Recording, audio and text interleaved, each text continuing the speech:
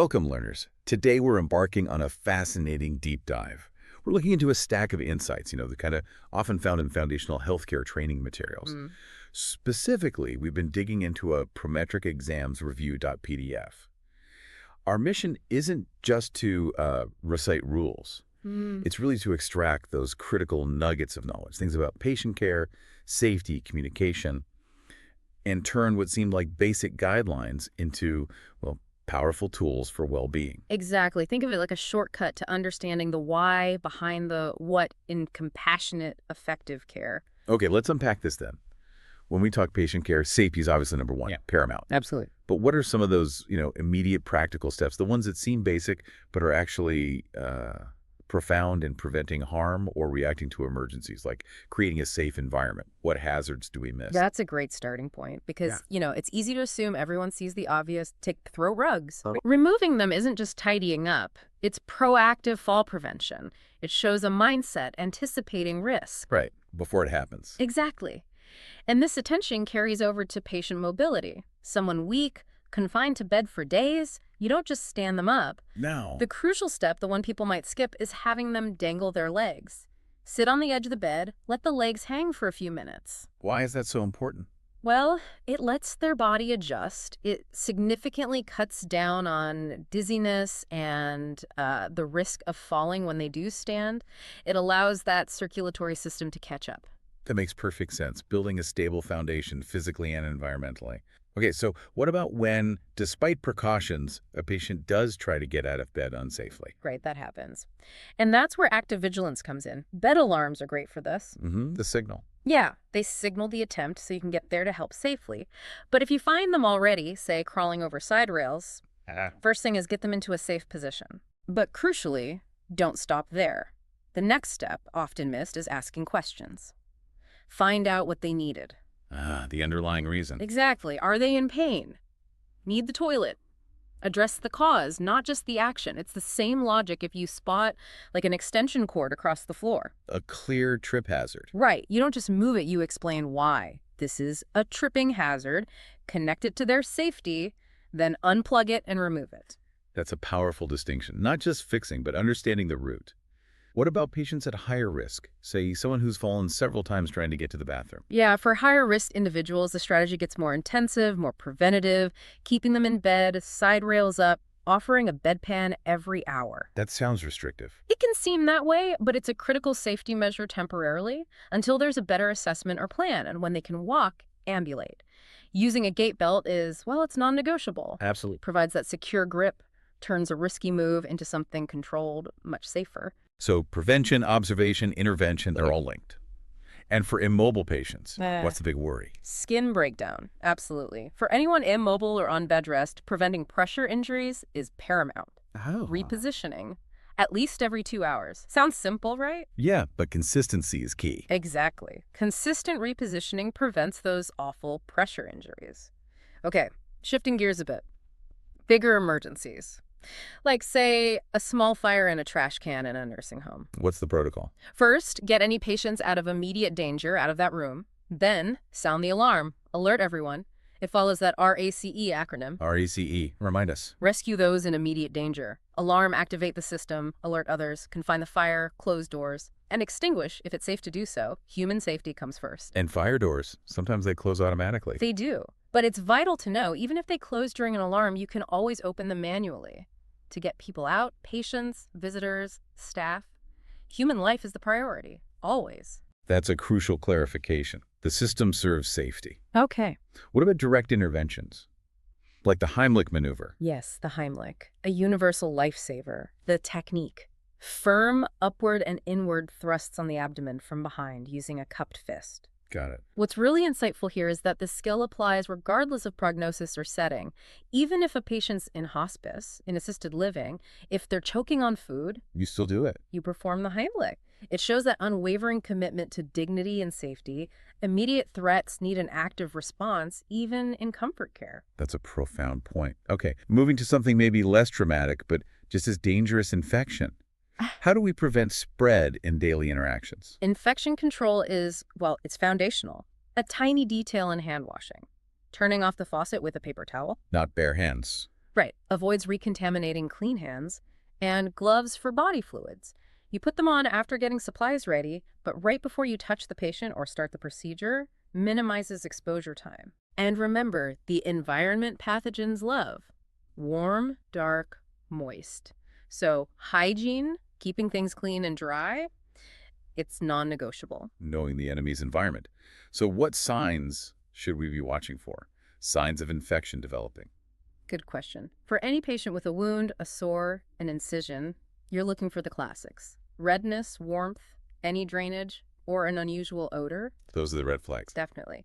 And it's interesting, a normal temperature, like 98.7 Fahrenheit, that's not a sign of potential infection, it's just baseline. We need to see a change or those other signs. Right. And specifically for patients who are incontinent of urine, pericare is so important, usually every 2 hours, around the clock, unless the care plan says differently. Prevents skin issues and infection. Okay, so safety is clearly that non-negotiable foundation. Yeah. But beyond the physical, there's this whole world of care around communication and emotional well-being. And this is where it gets really interesting, right? The subtle art of connection. Absolutely. What's fascinating here is how much impact effective communication has. Yep. Truly seeing the patient as a person. How does that play out? Well, for patients without dementia, the goal isn't just getting info. It's encouraging conversation, supporting their emotional state. So you ask open-ended questions. Not just yes, no. Exactly. Avoid those. And think about nonverbal cues. Simple things like nodding when someone's talking. It shows agreement, interest, acknowledgement. Builds huge trust. I can see that. It fosters connection. Yeah. What if a patient is distressed? They crying, turning away. How do you respond supportively? You don't push. You offer an invitation. Maybe gently place a hand on their lower arm. Say something like, "You seem troubled. Would you like to talk?" Respectful. Offers comfort but doesn't force. Precisely. Same if a resident looks worried. The best approach: just ask simply, "Is something bothering you?" Invite them to share. And this respect extends to their independence, too. How so? Picture a stroke patient who insists, "Just let me do it myself. Don't touch me." You don't argue. You say, "Okay, I'm right here if you need me. Just tell me if you need help." Empowers them, but keeps safety in mind. Exactly. It respects their autonomy, their dignity. And this applies when abilities change, too. Like if they get stronger. Yes. If a patient feels stronger, may be able to transfer themselves now. The caregiver needs to tell the nurse immediately about that change. Why immediately? So the care plan can be updated. It adapts to their new ability, ensures safety, but also supports their progress towards independence. It's all about respecting patient preferences, too. Like if they want to be left alone in the morning. Right. If a patient wants to be left alone, doesn't eat breakfast, and maybe a night shift person insists on getting them up, the right action is to tell the nurse about the patient's wishes. It's their right.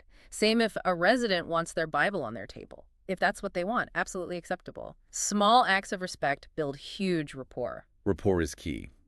But what about really tough situations? Aggressive patients. Conflict between residents. Those need clear, decisive action. If a patient becomes aggressive, throwing things, yelling, lunging, your first priority is safety, yours and others. Leave the room immediately. Get the nurse's attention quickly. Don't try to handle it alone. Same if one resident tries to hit another, say with a cane. Remove the aggressor from the room right away. These aren't times for negotiation. They're for swift protective action. Clear line in the sand for safety. And even in professional spaces, like the nurse's station, conduct matters for patient well-being. Absolutely. Think about rest. When hall lights dim at 9 p.m. for sleep, conversations at the nurse's station need to be hushed. Create that healing environment. Makes sense? And answering the unit phone. A proper greeting isn't just polite, it's professional. "Good morning, 3 North. Faith Davis, CNA speaking. How can I help you?" Gives context, reassurance. Right. And if a family member approaches you when you're busy, don't ignore them. Make eye contact, smile, maybe apologize for the delay, then ask how you can help. De-escalates frustration, shows you're attentive. Those are such important soft skills. Now, communication boundaries. What is in our role to tell a patient? Interesting point from the sources. Your knowledge of their disease process, treatment options, that's not something that affects your communication with them. That's the nurse or doctor's territory. So our role is? Communicating care, observations, support. So if a patient with, say, end-stage renal disease asks you about diet changes, What do you say? the correct, safe answer is, the nurse is the best person to answer that. Let me get her for you. Defines your scope, ensures accurate medical advice from the right professional. A really crucial boundary. Okay, what about supporting patients with sensory needs? Hearing loss, visual impairment. Requires specific adjustments. Resident says something's wrong with their hearing aid. Don't assume it's broken. First, check simple things. Any cracks? Is it turned on? Often the simple fix. Often, for a visually impaired resident at meals, describing the food's location using clock positions, your potatoes are at 6 o'clock, is incredibly helpful, empowers them. Great tip. And for anyone with hearing impairment, first step isn't shouting, it's just getting their attention first. Then speak clearly. And remember, aphasia, common after a stroke, means difficulty communicating clearly. So patience, maybe alternative methods like writing, are key. These strategies really highlight the human side of care, beyond just tasks. But truly effective care also needs deep understanding of the patient, right? Especially with aid-related changes. Being observant. Absolutely. If you connect the dots, a lot of care challenges come from overlooking subtle cues or not adapting to specific needs, which leads to a key question. How do we really understand and respond to a patient's changing state, especially as they age? Give us an example. Okay, think about thirst. Elderly people often don't feel thirst like younger people do. Big risk for dehydration. Something easily missed. Very easily. Or muscle atrophy. Patients immobile, on bed rest, their muscles shrink, weaken from lack of use. Recognizing that risk means proactive steps are needed to maintain function. Atrophy is a huge concern. What if you notice a cognitive change? An elderly patient seems more confused than usual. That's a critical observation. Report it to the nurse immediately. Any change from their baseline mental status needs urgent assessment. And safety risks tied to confusion. Yes, like elopement risk. A confused patient, maybe in a locked dementia unit, who keeps asking where lunch is, keeps going into rooms and closets. That's a sign. A clear sign they might try to leave. Needs heightened vigilance, specific interventions. Those subtle shifts can signal major issues. What about less obvious mental health concerns? Depression. Sadly, it's often overlooked or unrecognized in the elderly.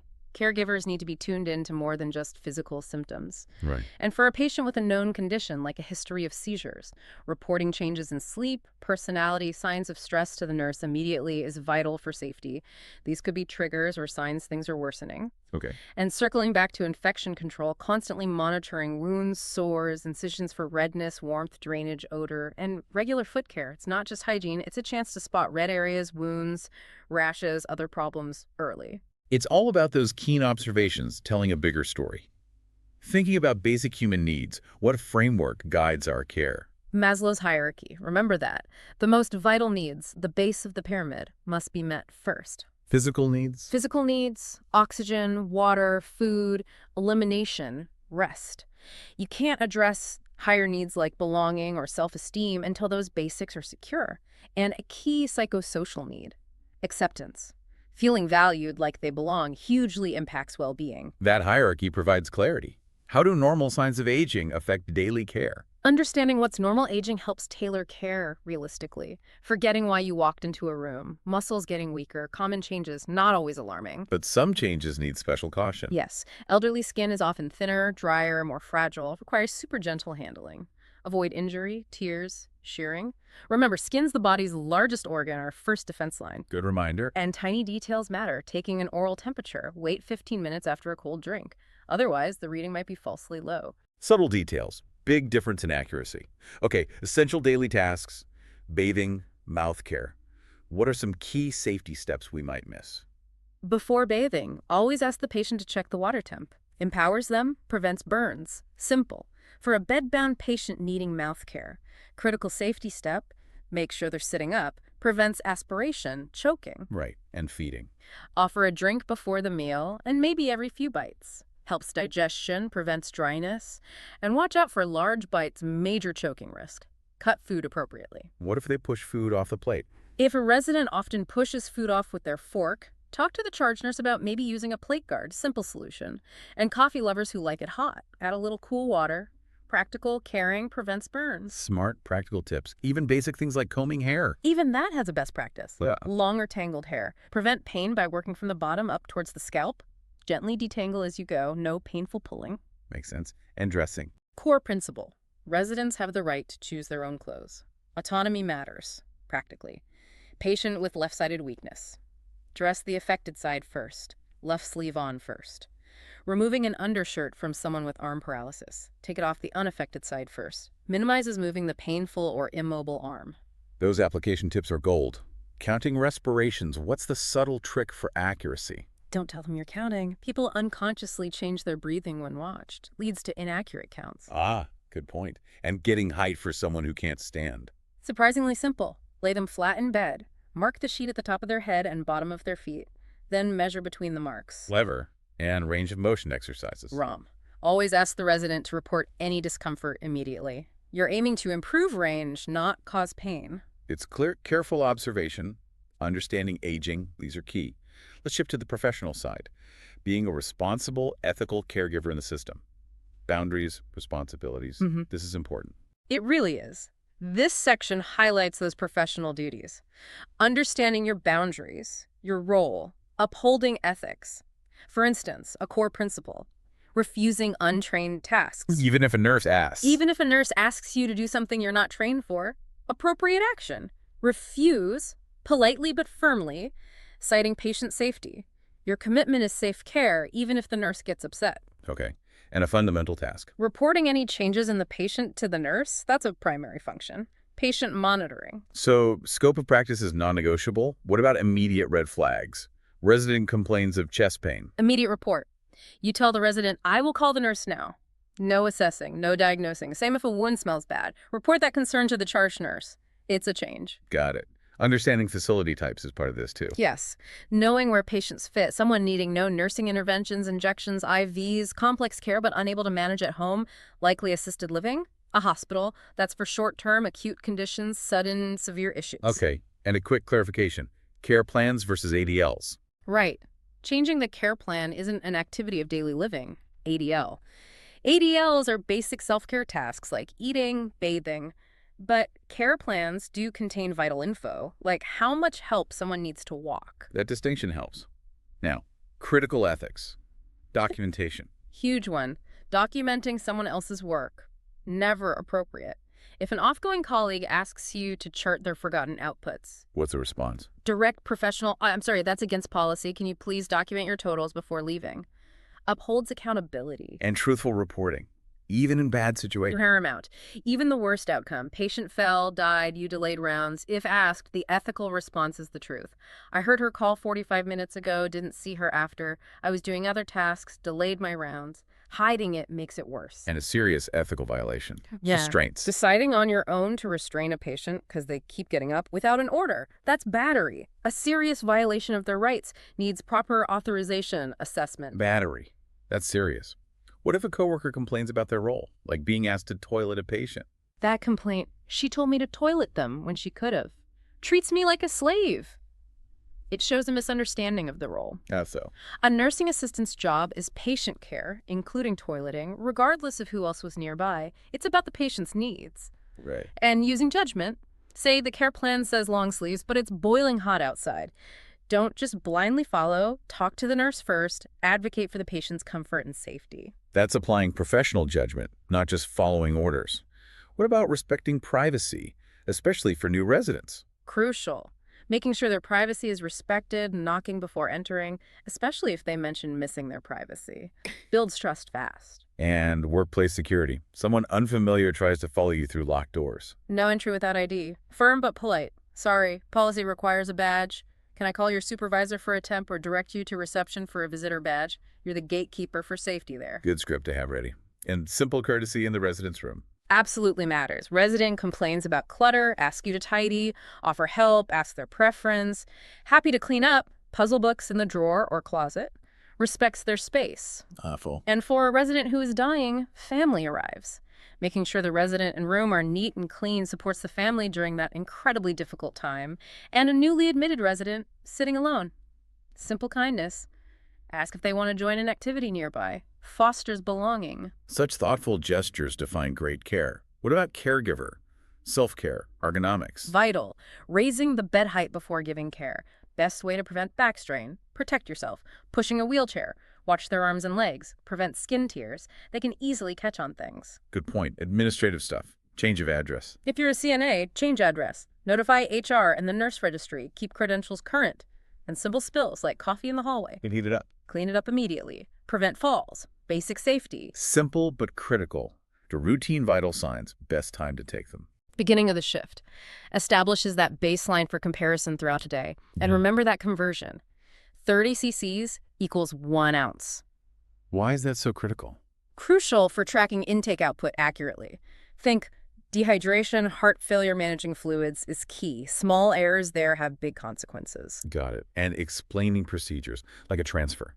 Why is that so important? The most important reason, to gain the residents' confidence.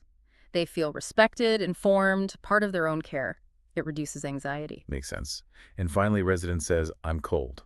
First response, ask if they'd like another blanket. Direct, simple response to their stated need for comfort. So pulling this all together, Yeah. what does this mean for you, our listener? We've covered a huge amount of ground. Granular details, broader strokes of communication, ethics, observation. Yeah. We've definitely gone beyond just surface-level rules. Yeah, we've navigated a really comprehensive deep dive today, explored the practical, the ethical, the compassionate sides of care highlighted in these essential training materials. We've seen how crucial safety is, how powerful, clear, empathetic communication can be, the importance of keen observation and just unwavering professional integrity, how it all combines for truly excellent care. It's fascinating how these seemingly simple actions, when you understand the why and apply them thoughtfully, they build trust, prevent harm, enhance dignity. It really shows that knowledge is most valuable when you get the context and apply it with purpose. Okay, here's something to think about. Consider this. In a world that really seems to be craving more connection, how can applying these seemingly small practical insights, from knowing when to knock to observing a subtle change in confusion, how can that transform not just the physical care, but the entire human experience for someone in need? What's the ripple effect of that kind of care beyond just the task itself?